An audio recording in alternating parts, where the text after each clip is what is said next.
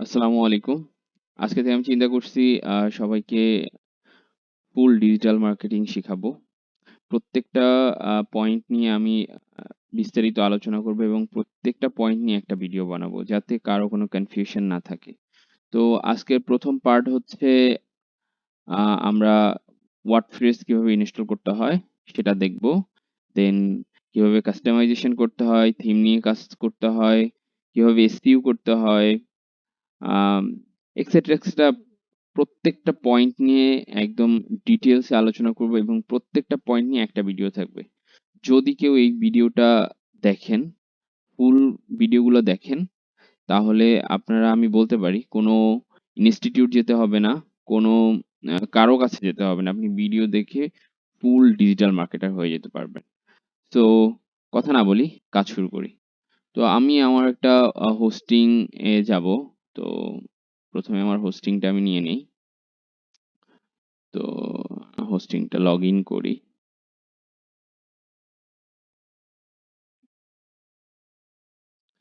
Hosting চাইলে যে কেউ যেকোনো জায়গা থেকে নিতে পারেন। আ যেমন নেমচিপ আছে, আ আরো অনেক হোস্টিং প্রোভাইডার আছে। বাংলাদেশী হোস্টিং প্রোভাইডার আছে। যে কেউ যেকোনো জায়গা থেকে নিতে পারেন। কোনো অসুবিধা নাই। কিন্তু একটু বুঝে শুনে নেবেন। হোস্টিং নেয়ার ব্যাপারে অনেক ব্যাপার থাকে।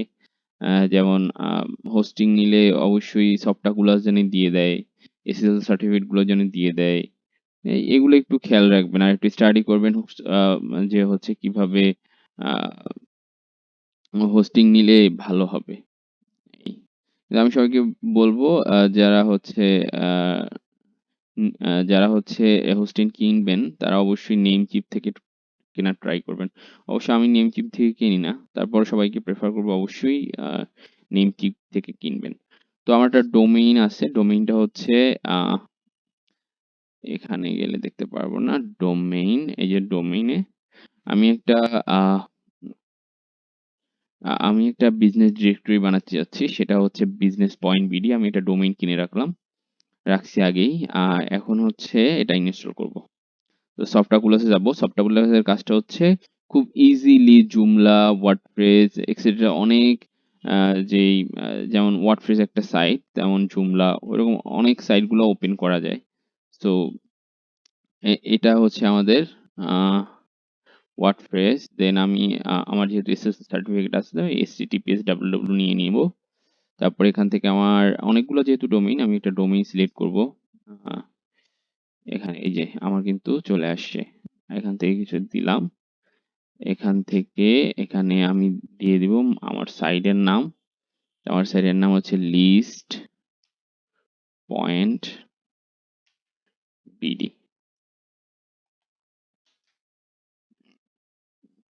আর এখানে দিতে হবে একটা ডেসক্রিপশন। ডেসক্রিপশনটা হচ্ছে আ কি দিব ডেসক্রিপশনটা? ডেসক্রিপশনটা এরকম, grow your business, grow your business, just একটা দিয়ে দিলাম। হ্যাঁ, এখানে মেইন যেটা সেটা এখানে একটা পাস দিতে হবে। তো আমি একটা ইউজার দিয়ে দিলাম 007, একটা পাস দিয়ে দিলাম হচ্ছে, এটা হচ্ছে এই নামটাই দেই। আর এখান থেকে আমার একটা পাসওয়ার্ড দিয়ে দিলাম। হ্যাঁ, 62022। ওকে। তো আপাতত কাজ শেষ, জাস্ট ইনস্টল। আর কোনো কাজ নেই। আমার হচ্ছে কিছু সময়ের মধ্যেই আমার ওয়ার্ডপ্রেস ইনস্টল হয়ে যাবে। ওয়ার্ডপ্রেস ইনস্টল করা আহামরি কোনো কাজ নেই। এখান থেকে ২ টা ইউআরএল দিয়ে দিছে। ঠিক আছে? আমি একটা ইউআরএল অন করলাম। এটা একটা ইউআরএল হচ্ছে আমার আ সাইডের, আর এটা হচ্ছে ব্যাকএন্ডের। ঠিক আছে? এটা ব্যাকএন্ডের, এটা সাইডের। ওকে। তো আমরা এখন আছি ওয়ার্ডপ্রেস এর ব্যাকএন্ডে। আ আমরা হচ্ছে এখন কি করব? এখন আমাদের আ একটা কাজ হচ্ছে যে আমরা একটা থিম আপলোড করব। এখন আমরা যেহেতু এখন কিনতেছি না থিম, তাই আমরা যেকোনো একটা থিম আমরা আপলোড করতে পারি। এখান থেকে যেই থিম ইচ্ছে করে, আমরা অনেক ফ্রি থিম আছে। এখান থেকে আমরা একটা থিম আপলোড করবো। তো আমি যেহেতু বিজনেস ডিরেক্টরি করতেছি, তো এখানে লিখবো বিজনেস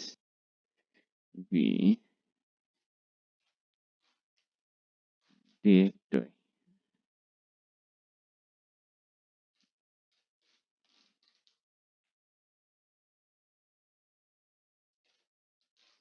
এই যে এখান থেকে এটা ইনস্টল করে দিব।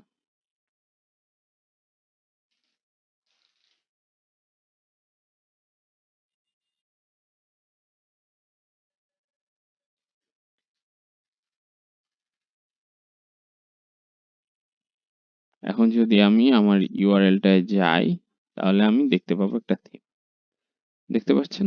তো এই হচ্ছে ওয়ার্ডপ্রেস ইনস্টলের কাজ, এছাড়া আর কোনো কাজ নেই। তো আবার পরের বিষয়ে আসবো যে থিম কিভাবে ইনস্টল করে কিভাবে কাস্টমাইজেশন করবেন সে ব্যাপারে। তো আজকে এই পর্যন্ত।